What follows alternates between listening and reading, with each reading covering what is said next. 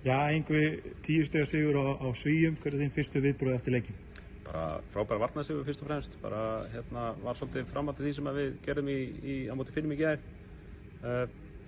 Spilum alveg hörku fína vörn, aftur tilbaka, bara greiðarleg barátta í stelpunum og þær áttu svo sannarlega skilið að sigra í dag.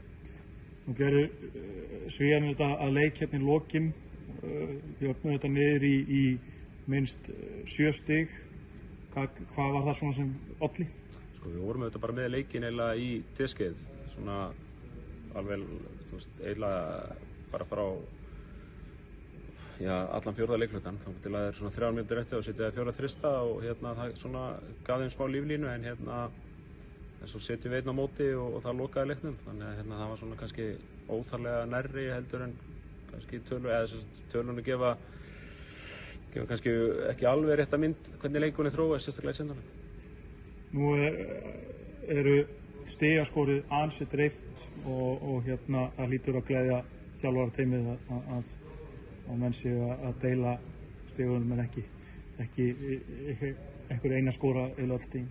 Nei, við fengum alveg ofsalega gott framlag stigalega bæði að bekknum og svo dreifist það í byrjunarliðinu og það var auðvitað styrkur okkar líka í dag að það var erfitt að dekka okkur.